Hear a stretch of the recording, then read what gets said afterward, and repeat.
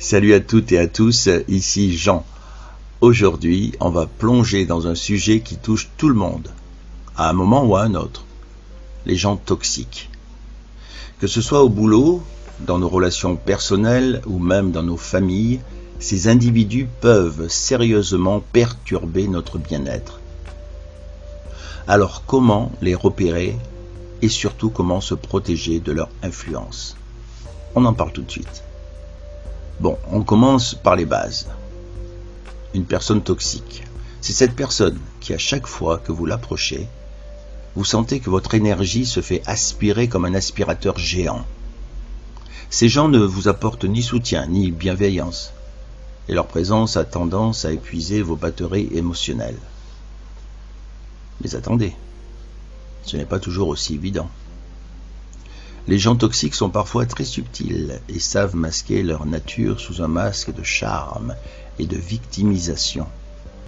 Ils essaient de vous faire douter de vous-même, de vos émotions ou de vos décisions. Vous avez le sentiment que tout est toujours de votre faute.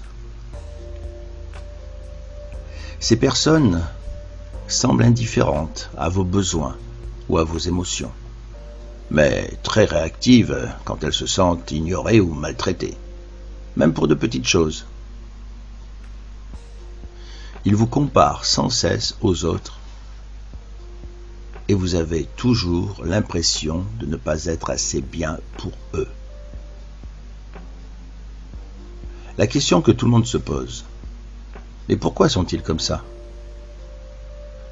Eh bien, approchez-vous, je vais vous le dire. Il y a plein de raisons. Parfois, les gens toxiques sont ceux qui, au fond, manquent cruellement d'estime d'eux-mêmes. Ils essaient de se rehausser en rabaissant les autres. Ils peuvent avoir vécu des événements traumatiques qui les ont rendus insensibles aux autres. Cela les pousse à se protéger, mais d'une manière malveillante. Pour se sentir puissants, ces individus ont besoin de dominer les autres, de contrôler la situation et de créer de la dépendance. Bref, peu importe les raisons, le résultat est que vous vous retrouvez épuisé après chaque échange. Mais ne vous inquiétez pas, il existe des solutions. Les gens toxiques ne viennent pas toujours avec un panneau clignotant « Toxique ». Mais voici quelques signes qui devraient vous alerter. Que ce soit dans le temps, l'espace personnel ou émotionnel, ils poussent toujours plus loin et ne prennent jamais en compte vos besoins. Vous avez l'impression que tout va bien et soudain, bam! Un petit commentaire désagréable, une critique non sollicitée ou une vieille rancune qui refait surface. Plutôt que d'être heureux pour vous, ils minimisent vos réussites ou trouvent des excuses pour ne pas vous féliciter. Après chaque rencontre avec eux, vous vous sentez drainé, vidé, parfois même déprimé sans raison apparente. Ok, maintenant que vous avez repéré un toxique dans votre vie, ou plusieurs, soyons honnêtes, voici quelques stratégies pour vous en protéger. Vous avez le droit de dire non. Que ce soit pour refuser une demande abusive ou pour limiter les échanges, apprenez à poser des limites fermes mais respectueuses. Soyez conscient de vos émotions. Si vous sentez que quelqu'un essaie de vous manipuler ou de vous culpabiliser, faites une pause.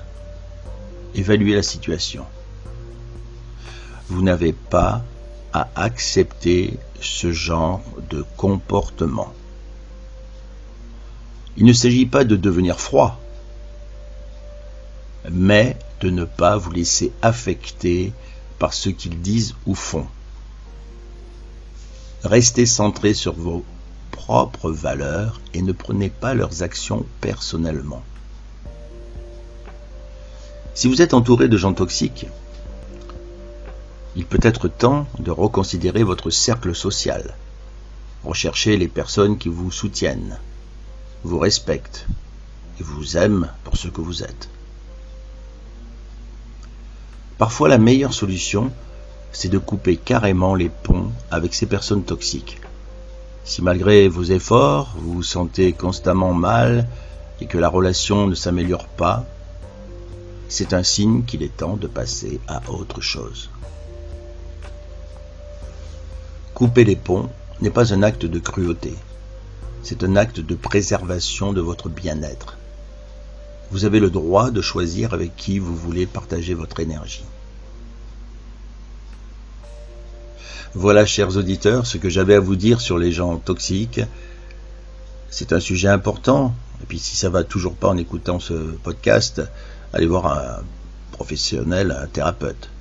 Car notre bien-être dépend aussi des relations que l'on entretient. Entourez-vous de personnes qui vous élèvent et qui vous apportent de la joie. Vous méritez une vie saine dans des relations saines. Et rappelez-vous, si quelqu'un ou quelque chose vous fait du mal, il est toujours temps de poser des limites et de vous en éloigner. La santé mentale, c'est la priorité. Si cet épisode vous a parlé, n'hésitez pas à vous abonner à la chaîne et à laisser un commentaire et à partager avec ceux qui pourraient en avoir besoin. Alors, à la prochaine fois pour un autre épisode sur le bien-être. D'ici là, portez-vous bien.